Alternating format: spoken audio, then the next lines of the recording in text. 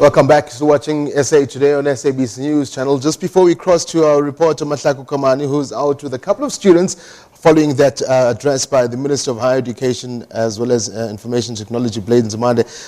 Look, interesting stuff, innovation technology rather, quite a lot of talking points with regards to that, but as it stands, he spoke about levels, well, possible levels going down to level 3, and what he did speak about, a maximum of 33% of students will be allowed back on campuses, and on condition that, of course, their safety is guaranteed.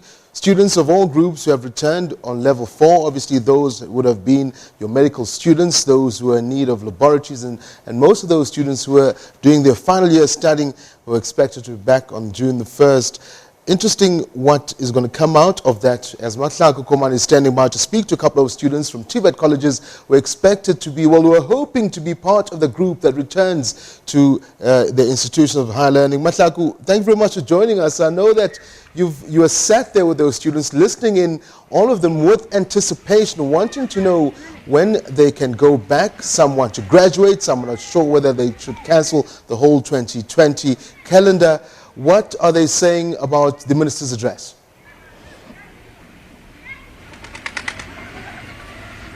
Yes, indeed. Good afternoon, Tabi. So we are, as you've correctly said, with 3 students from C and Mahlako. It's in Siabuswa in Mpumalanga.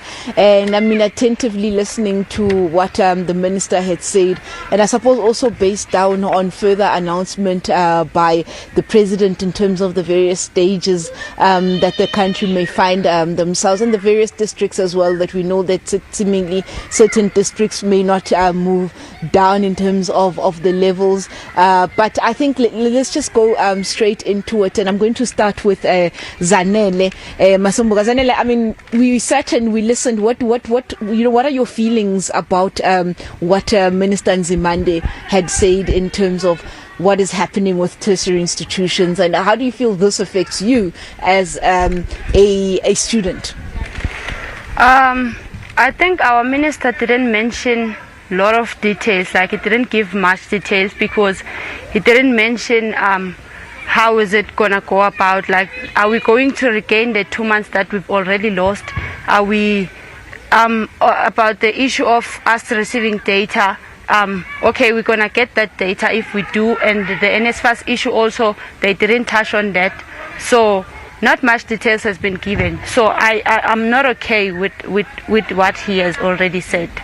Okay, and you Tobile, what did you get out of the minister's address in terms of your own personal situation? I know we did speak about NSFAS earlier, and you telling us that you get it haphazardly. Talk us through that.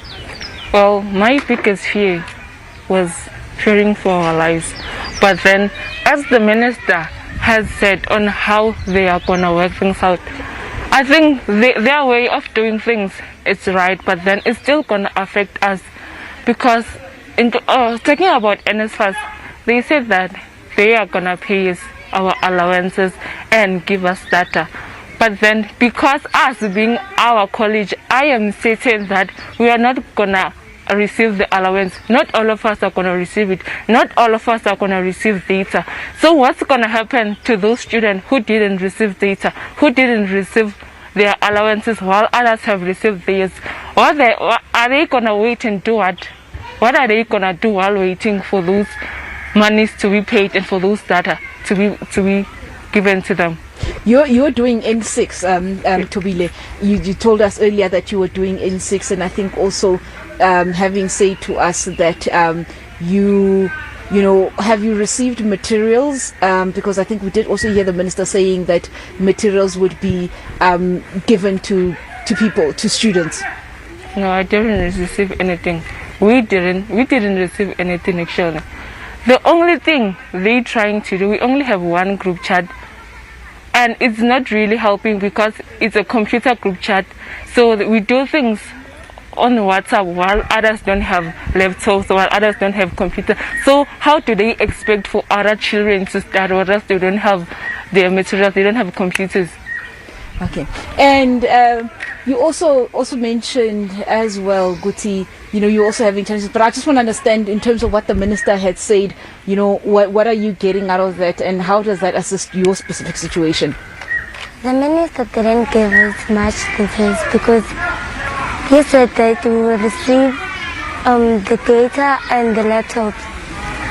I'm certainly sure that we want to receive the data and laptops because they've been promising us that we will get them. Some of the universities did receive their laptops, but then as the TVET colleges, we didn't receive any. And this online learning thing, it doesn't favor us at all because some of us, we don't have data, we don't have money to buy data, and our NSFAS money and some of us don't receive the NSFAS money, so it's so difficult for us. Yes. And I mean, seemingly all of you are very sure that you're not going to get some of these things. I mean, what have your experiences been to be so sure about this? It has always been this way. We always come last. If they promise us that they're gonna be something or they are gonna do something for us, they always do it after we've raised complaints about it, after we had strikes to get what they promised us. It has always been this way. So I don't think what's gonna change things now, because we always come last. And also, I think it's going to affect us because as native students and as NCV students, we also have to do practical. So that they didn't even talk about that. They didn't. We can't, like you understand, we can't do practicals via online studying. So we're going to be left out very much. Okay. All right. Thank you so much, ladies. And as you've heard there, Tabiso, the three ladies that I have spoken to, the three students at CN Mahlako, TVET College in Siyabuso, are saying that while they did hear some of the announcements by the minister, for them that there are certain questions that they feel were not answered, or concerns that were not addressed by the minister's speech and his address, and obviously hearing that the different levels will affect who returns to campus. But also, I think the minister also quite clear in saying that should we follow this plan and the epidemiology of the disease takes a different course, they would also reconsider as well in terms of students that are on campus, and if need be, they will also recall students to go back home should the situation change. And I think it will be this virus and how it spreads and the severity of it that will also, I think, inform these plans. I suppose we will have to wait and see, but we also heard there will be NSFAS students that the ministry has been in talks with the different cellular networks, saying that there'll be the 10 gig anytime, and I think the 20 gig night time that they have gotten at a favorable rate for NSFAS students, and I think Funda Lushaka students as well, who will be beneficiaries of that. And I think for a lot of South Africans as well, who find themselves in the so-called middle class, that missing middle, that you are not rich enough, you're also not poor enough to be getting certain benefits. Also saying that he was quite aware of this existence of students, and also speaking to on that same issue as well, saying that he was also going to be looking at, getting a loan scheme that had favorable rates for parents like that do not necessarily qualify for either or, considering the impact that this virus has had, or this pandemic has had on the workforce as well. The unemployment rates, we were seeing people getting retrenched. Companies are just going into survival mode, having to let go of staff, as well as also saying that at the various levels, we know that I think it's at level 3, the level 2, where 66% of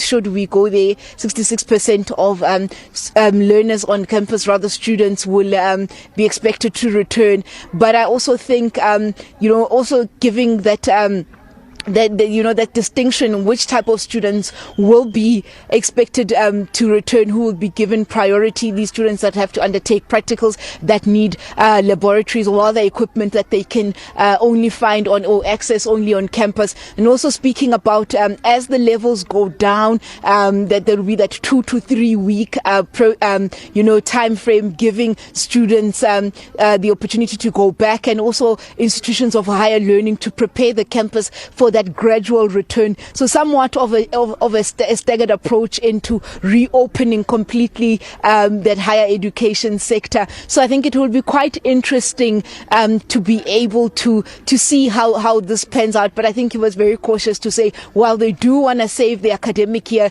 this should not come at the expense of the lives of students. So I think quite interesting to see. We also saw the various dates that have been given in terms of when also at the various levels of all the various the different kinds of institutions of higher learning, when lectures are expected to return, as well as students in the different qualifications. But I think it's going to be quite an interesting next couple of weeks for education as a whole, to see what is it that will take place in that particular sector.